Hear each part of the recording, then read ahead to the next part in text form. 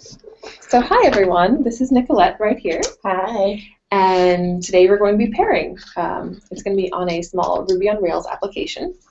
And the one that I have set up is one where there's a library where you can hopefully in the future, some cool functionality we're going to put in today, list different kinds of media, like either a book or a movie or something, and then you can add reviews about it. Maybe other people can add reviews. You can have multiple reviews. I'm not sure. We're going to kind of see how that goes. Okay. But it's a fun time, and as I mentioned, I've been here for about 6 months so far, and I'm really enjoying it, and been able to work mainly on Ruby on Rails during that time. How about you, Nicolette? I said a little bit of my background. Okay. If you want to. Hi, my name is Nicolette Chambers, and I am currently an analyst here at ThoughtWorks. My journey started, I actually started as an intern, as a QA intern, and primarily I've been doing exploratory testing with Ruby on Rails applications, and I finally just got into writing cucumber tests. So this should be fun. I felt like learning more about building Rails applications would make me a better tester. Very cool.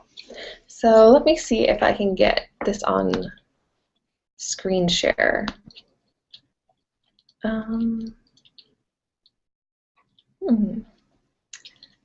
It's one of these. Default device. Let's see. Remote desktop. That's not the one. Screen share. Aha. Okay, so we're going to screen share. Interesting. Looks like you can only see one thing at a time. So we're going to have a books controller. That's what I was. Okay, interesting. Okay, so it looks like right now you guys are seeing just a little bit of the controller. How about I change that so that you can see the application and I can walk you through what it looks like right now. I'll close that. Okay. Screen share. Screen share hour of code. There we go. Okay. So presently you should be able to see a small little site that says, "Welcome to your personal media library." So far, what's in here is we can have a library. We can add a library. Let's say, since my name's Aubrey, I'll say this one is Aubrey's library, and I'm going to say it's where I keep cool media. I don't know. So I can create it. There's a name, there's a description, kind of nifty. Right now, as you can see, there's not much in the way of navigation, not much to do right here, but there's a little bit. You can view some books. Let me just destroy this book. So what's a cool book? 1984. Sure, 1984. And it is a dystopian adventure. So right now I have the option to add it to my personal library. For now, we'll just leave it on select one because I don't know if I want it to add it to my library or, as Nicolette recommended it, maybe we'll add it to her library, but it doesn't exist yet. Okay. So we'll just create this book, and then we can edit it if we want to. So as I was putting this together for this application, I thought there would be a couple areas that we could start off. Here we learned to do something called test-driven development. So if you're going to be developing some sort of application, it is a nice way to go about it is to start by writing tests. The tests will be small and individual things that you'll be testing, and then you'll be able to make incremental changes, and any kind of functionality that you put in is going to have is going to be fully tested, and you know what the behavior is going to be. You know what's going to happen, and hopefully this causes fewer problems as time goes on. And it typically does cause fewer problems and make sure that there's fewer little loopholes that are there. So I'm curious if we want to start off with some sort of testing. I guess I'll ask Nicolette over here if we want to do that, or if we want to implement some other sort of functionality. I guess right now, let me go into just a little bit about the code itself, what makes it look the way it looks, and then we'll decide what we're going to do today. Okay, so initially when you start a Rails app, you would you would have Ruby installed, you would have Rails installed, and there's some pretty good tutorials online for how to just get those there. Presently, I think I'm using the most current versions of Ruby and Rails to get this guy up here. And that comes with something really cool called Twitter Bootstrap. So what that allows is for some of this text to be a nice, happy font. I think it's an Arial. For the buttons to have a cute little rounded look to them, that when I hover on links, it has a black background. You can change the colors, you can change all these sort of things, but what Twitter Bootstrap allows is just a little bit of a nicer look and feel to the site. So I didn't do too much of that. That's just one of the things that automatically comes when you make a new Rails project, which I think is pretty cool. Let me see if I go to screen share some of the code itself. Let's see. Screen share.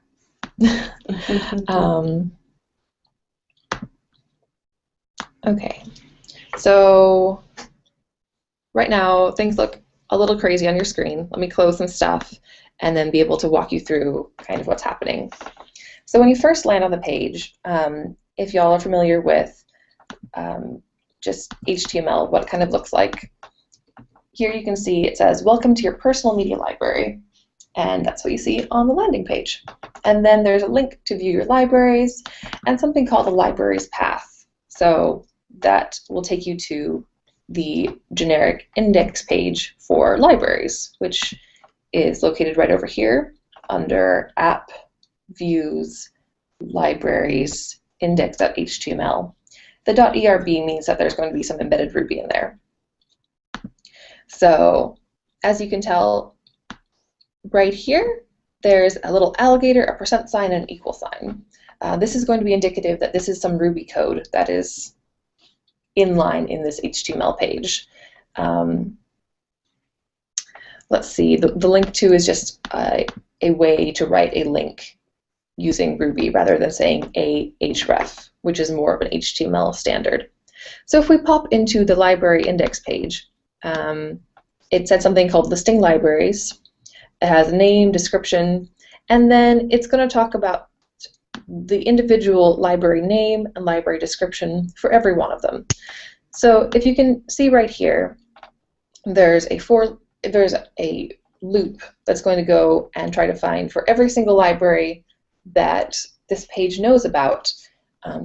We're going to call each individual one a library, display its name, display its description, and then have a few links to show, edit, and destroy it.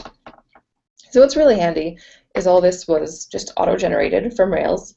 So it's pretty nifty. Then I guess some other cool piece of information is the way that this page knows about all the libraries that are there. There's a libraries controller that will take care of this for us. In the libraries controller, we will go over here to the index page, which in this case corresponds to an index method. And we say that this variable libraries is every single one of the libraries in our database. So right now, if you're familiar with databases, we're using an SQLite database, which is just a nice small database that will fulfill all of our needs for this application. I'm quite fond of it personally, and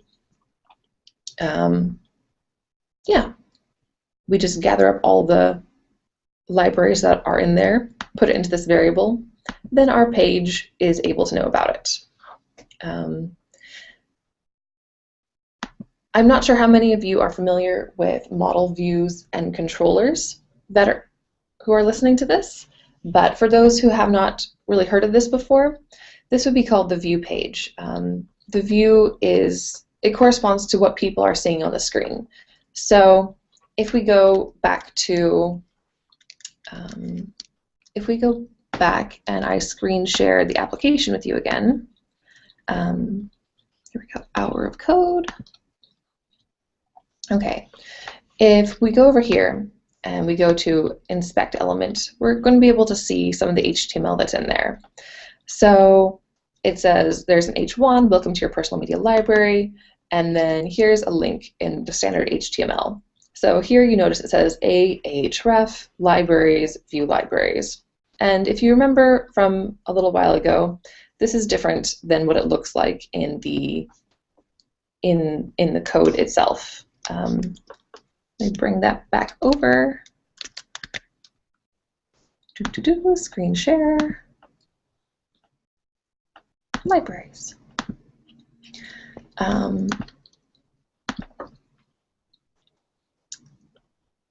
was it? Here we go. Okay, so on the landing page, it looks like link to view these libraries. So this Ruby code is going to be translated and displayed differently on each individual page, on the page itself.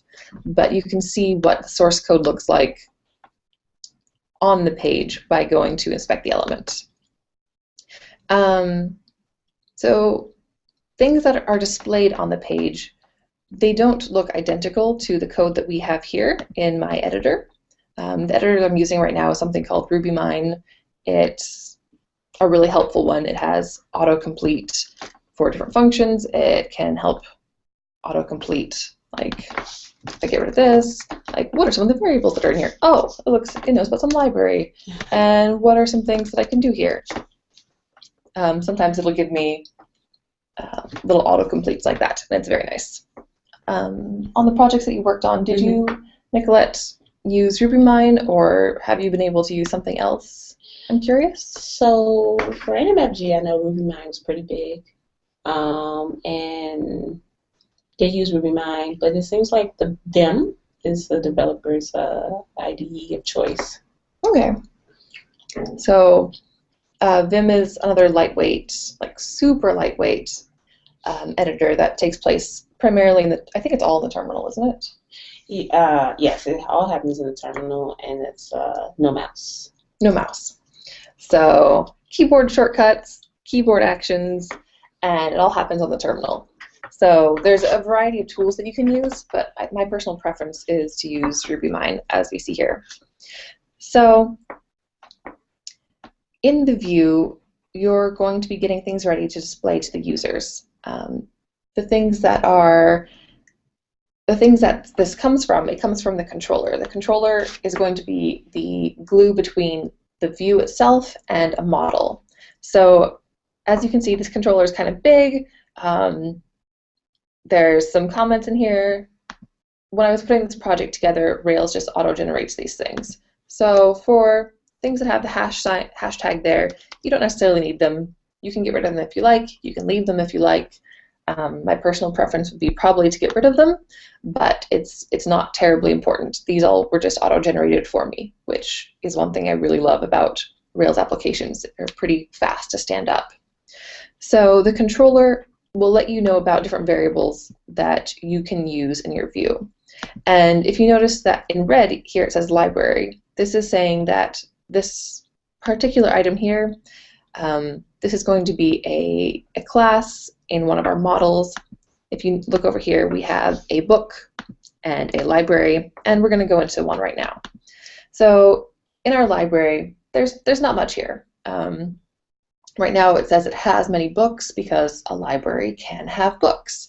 You don't see exactly what a library actually consists of, and for that we're going to pop down to see the database schema, just to take a quick look around. And you can see that a library will have a name, it'll have a description, and one thing that I've found really interesting is something called domain modeling. So we see in the model that a library can have many books, but books are not actually in the table for libraries. So we'll probably go into that a little bit later. but that's one of the cooler things that I like to be able to do over in Ruby and Rails projects. So, I don't know, what kind of thing do you think we should implement first? Do you think we should test something on the model to make sure that a name or description can't be blank? Because right now, well, there's nothing there. There's no validations. That's true. We could possibly make a blank library or a blank book, and that's probably not ideal. There's a few different things that we could do here. Let's see, can we go back to the application real quick? Yeah, we can certainly do that. So let me change the screen share again. Our code. Okay, we're back at the application. Okay. View libraries. Is it okay if I look real quick? Yeah, go ahead. Okay. If you want to do, we could probably do some tests. Okay. If you want to, or would you rather do a feature? I'm good with either one of those. I think they're both important things to learn about. Or actually, let's do a feature. I know somebody else is going to do TED later on. Okay. So, something that we could work on that I was working on a little bit earlier, so it's not quite done yet, is to be able to say, well, here's, let me go back to the books. At some point we might want to put in some navigation in here so we don't have to write about it. But over here on listing books, it doesn't have an area where it tells me about a different library, like what library does this belong to. Right now this one doesn't belong to a library, but it would be cool to see the option of displaying what library it belonged to. Maybe we could implement that, at least for starters. Okay, so potentially we'd be starting out over in our view. So we'd go to views, books, and then to our show page. Is this the one? Book library. Oh, nope. I meant the index page. Okay. So over here we have a name, a description, and let's see if it's something as nice and simple as putting in some Ruby code right here. So book.library. We can see if that'll work, and then from there determine what we're going to be doing. We probably need another header up here, actually. That would be helpful. Okay, so we're going to put in library. Okay, cool. Awesome. Now you can see that there is a library there. This particular book doesn't have a library that corresponds with it, so it's nice and blank, as you could expect. So one thing that I had been working on was to be able to say that you can add it to a library. I don't think that's fully done, so let's see what happens when we update our book. Or maybe that can be our next feature that we work on. Okay. So we update a book, and updated. Cool. It knows about the name that we didn't change, the description that we didn't change, but it doesn't know about the library that we're going to be adding it to. So that's kind of not cool. If we go back to just the index page, you can see that it's still reflected that it has no idea we've added it to a library. So this could be something that we could work on. Okay. So I have a question. Go ahead. So at this moment, why does it not know that it has been added to a library? So right now, it doesn't know about it because in the database,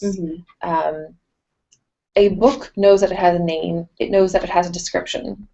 There's in the Rails domain modeling, we said that a book belongs to a library, but it's not actually in the table. Okay. So it's a relationship that occurs, but it's not in the database. It's just in the Rails application. So you need to make sure that you update some attributes, that you say that a book, this particular book, dot library is this particular library. And right now that's not happening. Okay. So we can update things that have to do with a book, like that exclamation point, the name 1984, just because we can. Oh, look, there it is. So things that have to do with the name or the description, things that are in the database for this particular model, which is a book, they'll be updated nice and easily. But something like the library, you have to go and update it just a little bit differently. Okay. Yeah. So let's pop over to the code. I think every time I switch windows, I need to switch screen sharing things. Oh, hi. Books. Okay. So let me close a few of these tabs that are up here because we don't really need them. So on our index page, now we can see a library if it gets saved. Let's see. If we had gone to edit a book, there's a title called Editing Book that displays a form, and we'll go into this form. So right now, here's what the form looks like when we are editing a particular book. You can see here that there's some more embedded Ruby. We have a label called name, the text field called name, a label description, a text field description, and then here's where things get a little bit more interesting. Here we have a label for library. We have a select. It's a select box where you can have a drop down. The first one says please select one, and the next one says for every library that you know about, every library that's in the database, give me another option and display that library name right here. And then at the very bottom it says we can submit this form. So from here we can probably pop into the books controller and then find out why our library is not being updated. Okay, so let me get rid of some of this extra text on the screen so at least it looks a little bit less distracting. Okay, and we've made our way down to update. So things that get passed around would be something called a book params. Book params is a method that is down here. It says, of the params that could possibly come in, I want you to require that there is a book. There must be something about a book for you to update stuff. Some other permitted parameters would be the name and the description. So maybe what would be good is if we look over at the library here, we go to edit it, and then we just click update book. From here we can see some things that are happening in the server log. If I bring up terminal, you can see the parameters that have been passed. There's something about the encoding, the string encoding, some authenticity token, and then there's some parameters about a book. So book has a parameter name and a parameter description. And then kind of off to the side over here, there's a library ID, which in this case is blank. So one thing that at least might make some of this easier is if we were able to put this library ID in this collection of things about a book. We don't necessarily have to, but that might make it easier to implement this. Why would it make it easier to implement it? I'm curious.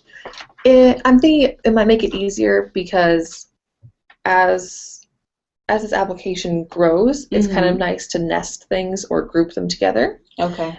Just because you could say everything that is inside of here has to do with a book. Okay. You probably don't have to, but it'd be kind of nifty. Yeah, so let's take a look at the form and see maybe why this isn't nested in there. Just take a couple minutes to look at it. Okay. If it's something that's easily solved. Okay, so we go back to the form.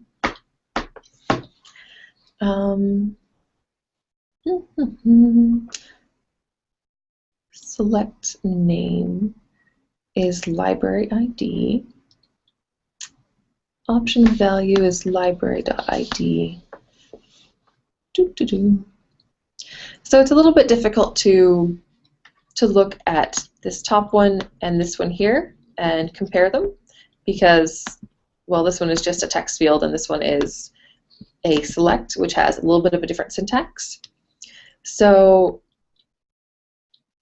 I can't right off the bat see why it's not being nested the same way. Maybe for now we can just go onto the controller and take a look, see if we can, what would be a good way to do it?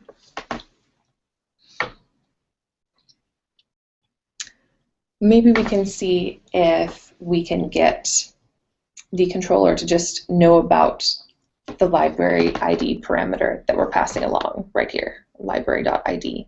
Okay. That might be a good thing to do. Okay, we can try. Okay, so we're going to pop over to the books controller, and then I want to say that there should be a params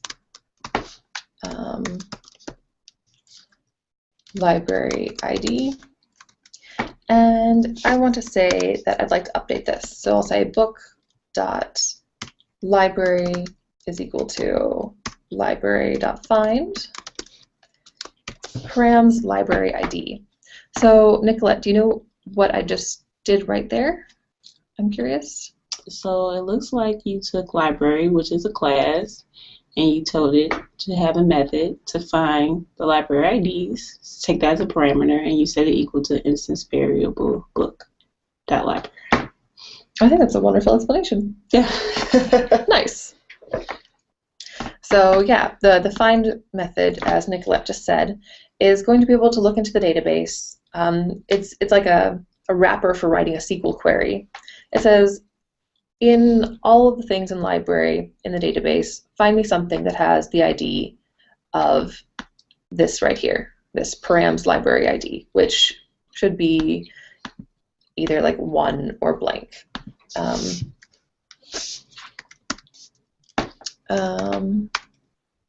Yeah, let's see how that works, at least to start with. So let's say we're going to give it to Aubrey's library, and we update our book. Oh, no. Unfortunate. We don't know about something called a library ID. That's kind of sad. So that's kind of especially sad because we have over here the parameters that we sent over. Mm-hmm. We still have our encoding thing. We have some authenticity token. We have some information about a book, like a name and a description. And it appears that we do have a library ID. But clearly, our controller is not finding it. It's not in the right place. So there's a couple things that we would be able to do. Let's see. One thing that we might try doing is adding it to the list of permitted parameters. We can give that a quick try, library ID, and then maybe it will know about it. Let me go back and just refresh this page, add it to a library, and update our book. Well, nope, that didn't work, unfortunately. I'm sorry, I was reading this. Oh yeah, go ahead. Go ahead. So, missing attribute here. Are we missing this somewhere else? It's possible. One thing that I think we might do for a little bit is just look this up, see why it's happening. Mm-hmm. This is something that we'll do pretty frequently if we're like, why is this happening? So this is maybe a skill that you could utilize when you don't know why you're getting some sort of error. So right now we're going to stackoverflow.com, and it can give us some cool information about, it just has a lot of helpful answers on stackoverflow.com. So let's see. Missing attribute occurs after deploying and then goes away after a while. I don't think that's our problem. maybe we'll look at this one.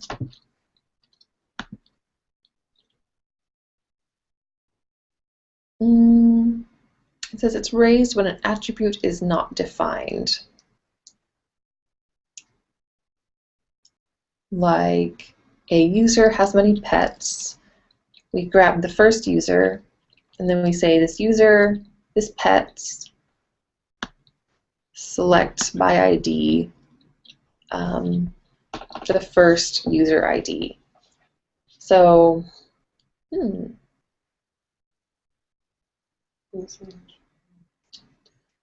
interesting, interesting.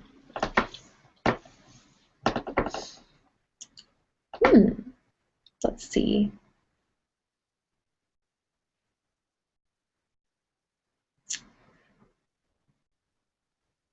Perhaps then our library ID is not, I don't know, Defined. is not defined. Let's pop over into Terminal and look at our database structure. So we can do that by popping into the Rails console. I'm hoping you can see my terminal right now. I think you can. So we're going to do Rails C and see what happens there. We're going to go into our database, and then I'd like to see our library.all. So this is, as Ruby and Rails does, a shorthand version of doing an SQL query. So right now it says we have one thing in the one library. It has an ID of 3, it has a name, and a description. So it looks like our library does in fact have an ID. So what if we did library.find 3? Cool. It found the specific library I was looking for. If I did find 2, which is not a valid option, it tells me record not found. Could not find library with ID 2. So it looks like in our controller there's something just being translated a little bit funny. Okay. Our library exists. This library.find is the same command as we're running in our controller code, but it's just not quite working. Okay. So we can look back over here. One thing that we might want to do,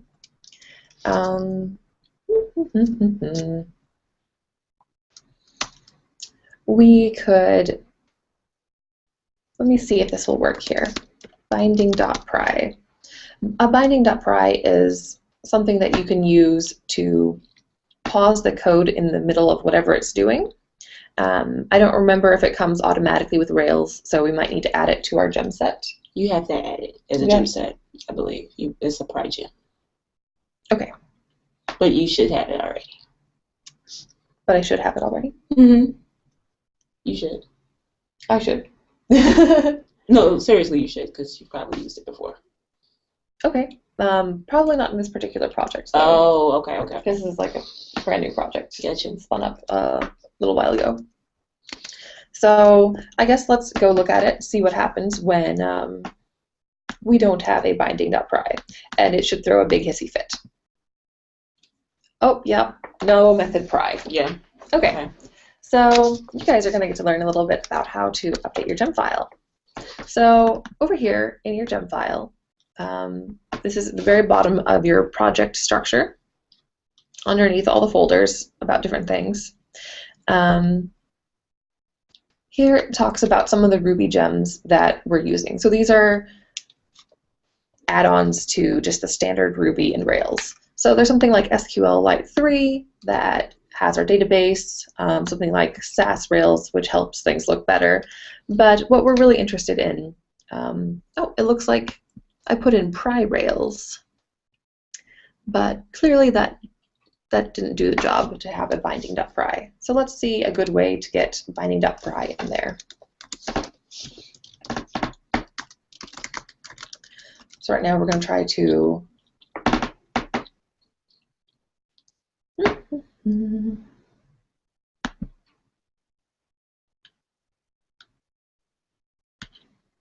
pry. Let's see. Here's just some information about pry. Yeah, sure.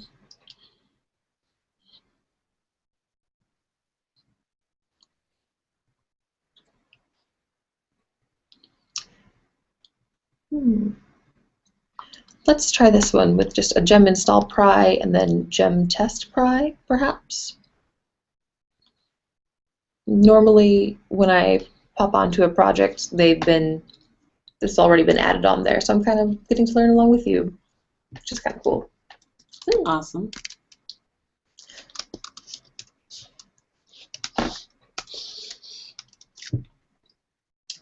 So we'll see how this goes. Doop, doop, doop. Okay, Awesome. Successfully installed, and then let's see if this gem test pry, unknown command test. Did you do gem install Ruby gems test first? I did not. It's probably important to follow in there. Okay. Result specs.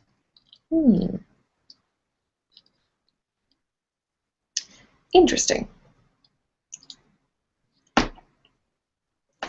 Well, I guess this is just for support. I guess we won't automatically add our result support. But let's see if this is at least a little bit happier with us.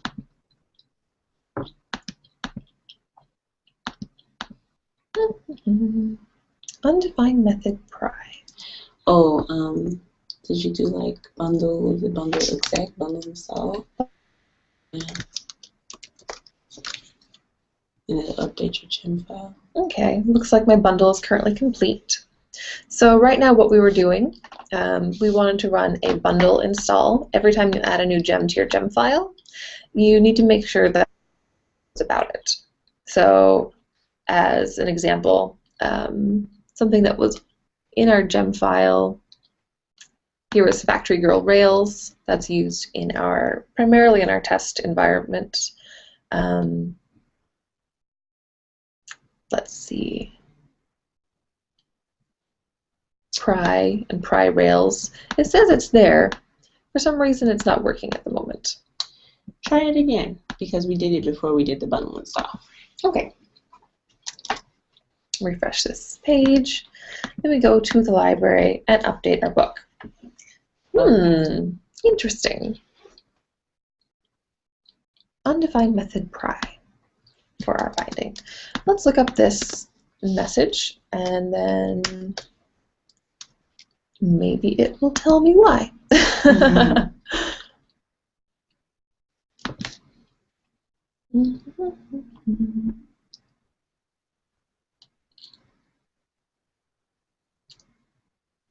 Okay, we might need a require pry.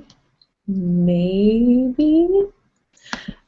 If we do a which pry, let's see where our pry is located. I'm pretty sure we have pry installed since we just installed it, but we may as well check.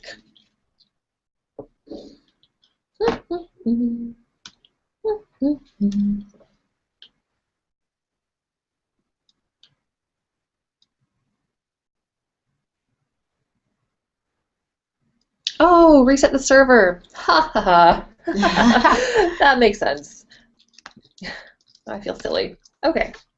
So right now I'm starting up the server with the command Rails server. And right now I'm just in my repository, which is called Hour of Code. So now that we've restarted this, let's see how this works.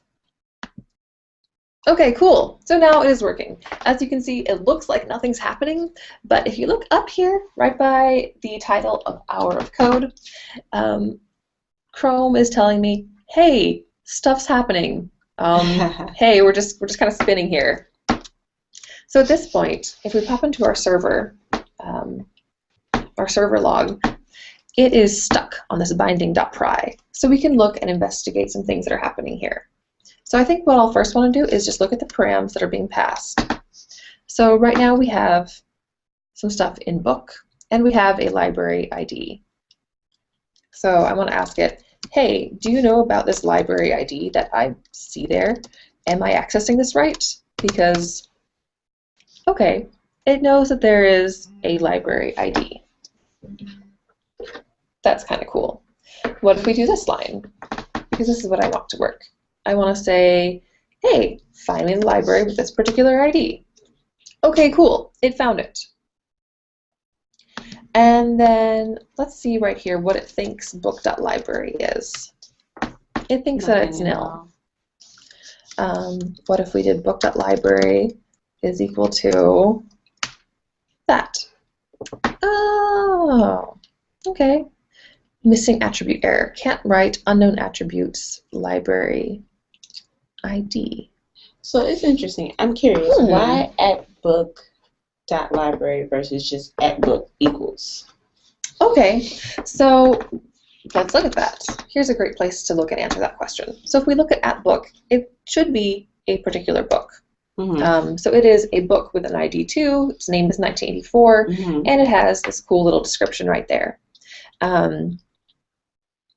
If we set book to a library, we would be saying a book is now this particular library. Okay. So if we did library dot find, let's just say 3 because this one is 3, we'd be trying to set a book equal to a library or assign a book equal to a library. Okay. And that wouldn't be the best.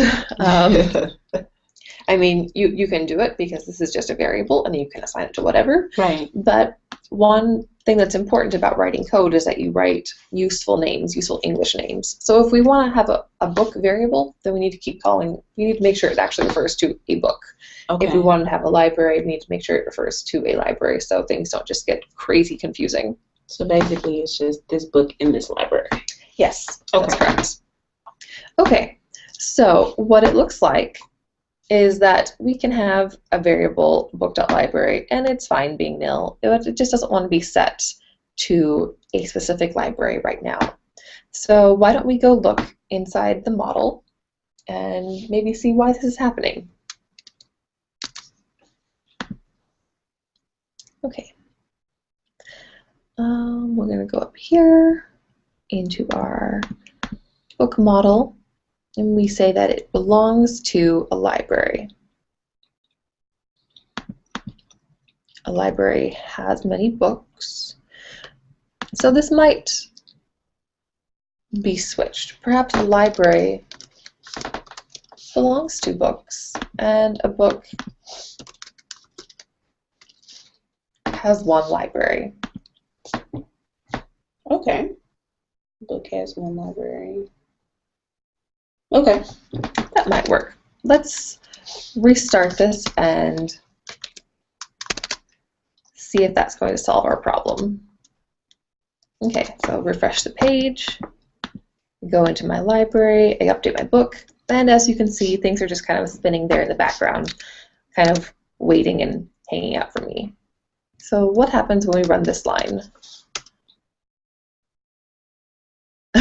Okay, well that's a different message. No such column, libraries.book ID.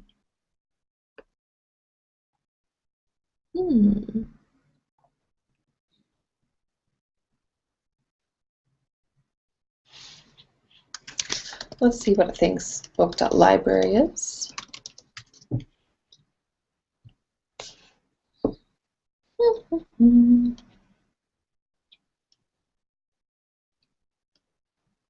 So one thing that you'll notice as you're watching this is that a lot of the things that we've done so far is just kind of trial and error, and let's see what happens at this point. We get this cool error message that it gives me some useful information, and then I need to apply it and try to figure out what's going to happen. Or what's going to happen, how can I get around it? How can I make this error message go away? One thing that we didn't do in this particular showing that we have for you guys is following along with test-driven development. And so a lot of the times, test-driven development will help avoid this particular problem. Like you'll have one little problem, but you'll be able to more accurately pinpoint where it is. So let's see. Maybe we want to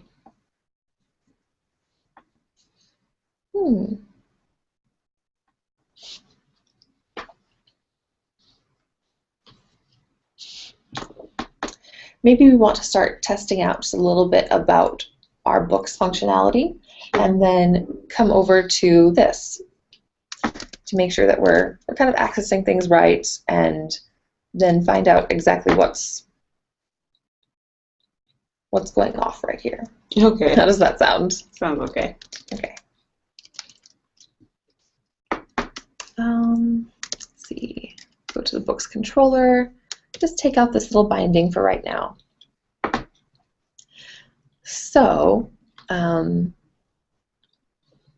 there's a few places where you can have tests. Some of the auto-generated tests are put over here in the test file, just to show you a little bit about what they look like. We have a books controller test right here. And right now it's just making sure that we have some success responses. So these are nice just to make sure that your routes are happening properly, but it doesn't tell us a lot about what's really happening in our models. So let's see what's happening over here.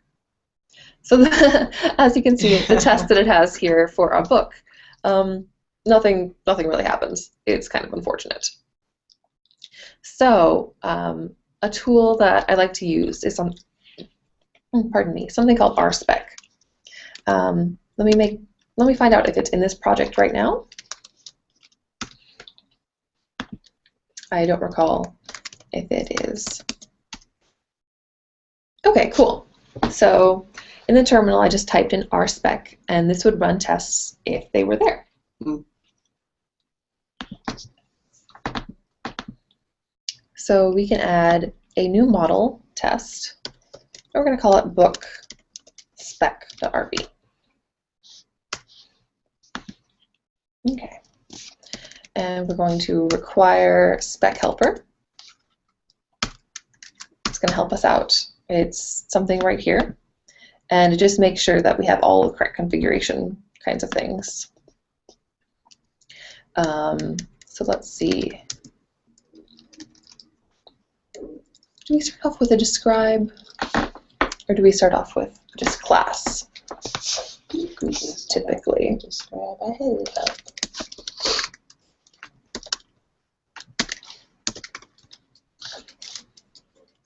Okay. Let's describe some validations.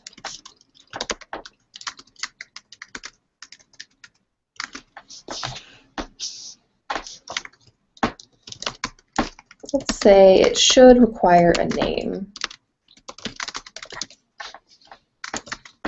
Do. Okay. So what we're going to need to have here is we're going to need to create, oh good, that's lined up. We're going to need to expect that a book that we try to create without a name, it should not be valid. Okay. Okay. So let's say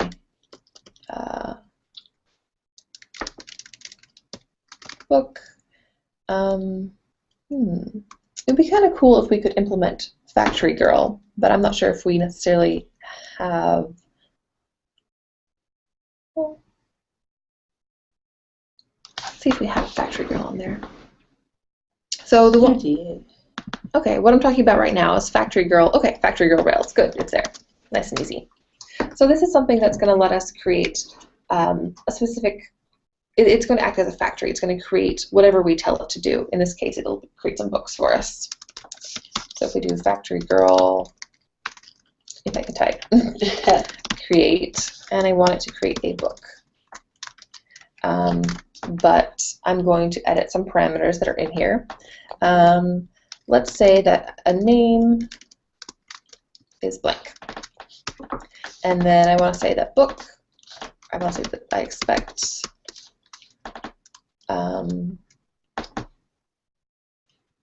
book would be like is not valid, or to be. You want to make sure it does have a name, or it doesn't have a name? I want to make sure that when I create a book, it does have a name. It must have a name. Oh, expect book to.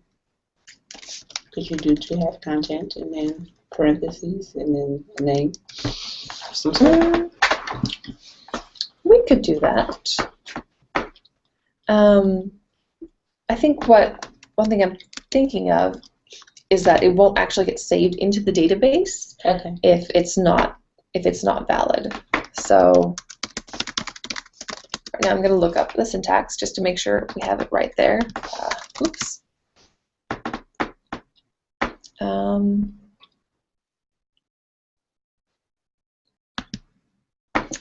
Let's see if it has it here.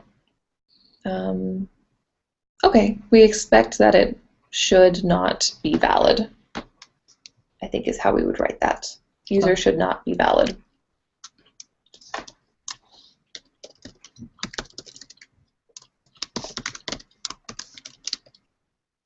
Okay. So one thing that we're kind of missing over here is an actual factory for this particular book. Okay. So where do you think we're going to want to put that?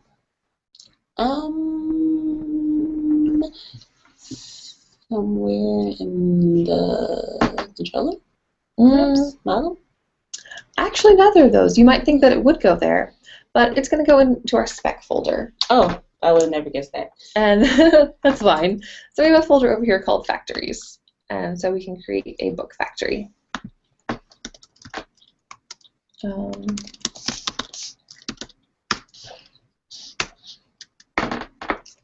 Okay.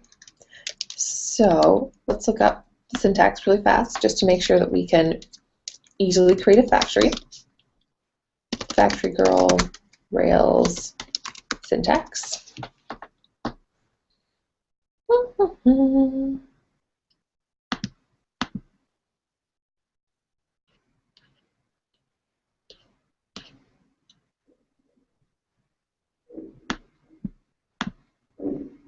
So as you can see here, it's called a library for setting up Ruby objects as test data. And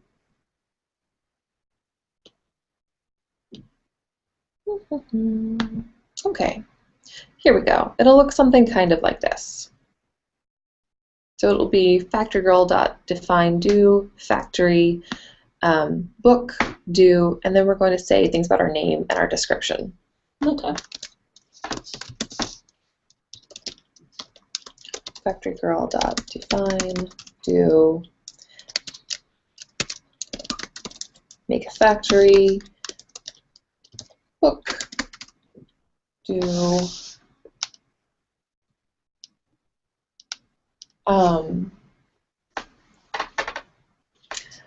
then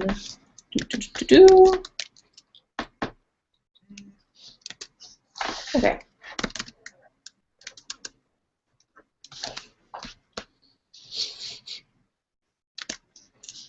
Name, let's see, a default book name. Let's just give it a book name.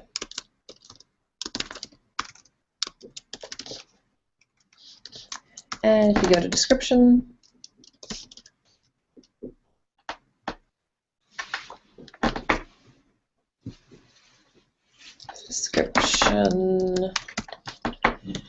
book description. Okay, why are we unhappy here? Okay.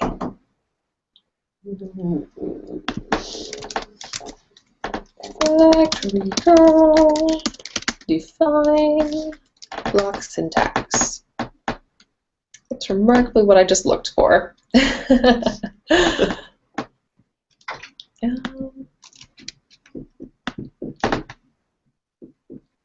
Let's see.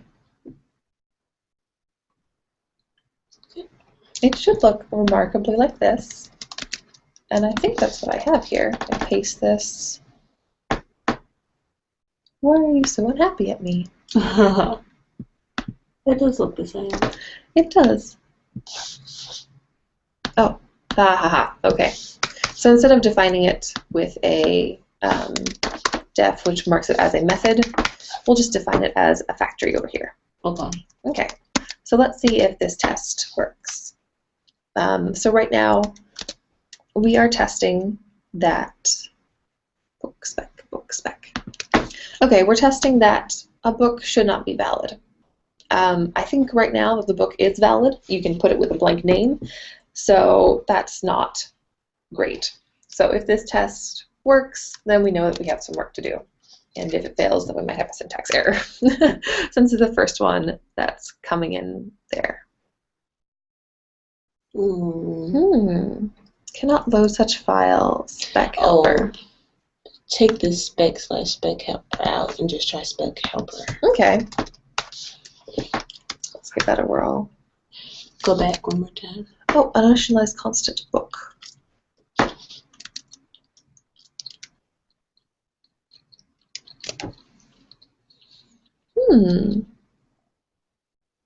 Where are they coming from? Load? Yeah, book spec line 3. Can you go to that? Yes. Oh, why is it like it is a... Oh, yeah, it should be in parentheses. Quotes like that. Yes. Okay. Ta-da! Yay. Okay, cool. Well, we got something useful here. So it says we have an uninitialized constant of factory girl. Oh.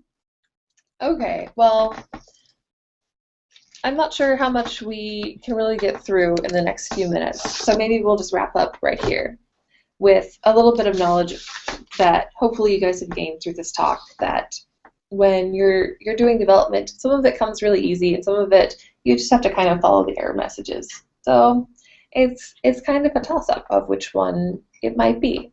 In this case, I hope you're able to see that a simple Ruby on Rails app can be started, and then once you have just a little bit more interesting things, then it takes a little bit of work maybe to get it going or to find out why something is going wrong if you're not familiar, but definitely stick with it.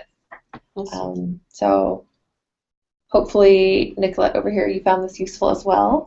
I found it very useful. I think as especially a coder in their beginning stages, doing the Rails tutorial by Michael Hartle is extremely helpful because he will take you through something very similar. And solving problems seems to be the best way to learn. Yes, indeed. I think Nicolette said it very well right there. So I hope you've enjoyed the lesson today. There's good times to be had by all. So enjoy and keep watching the Hour of Code so you get to learn cool, awesome things. And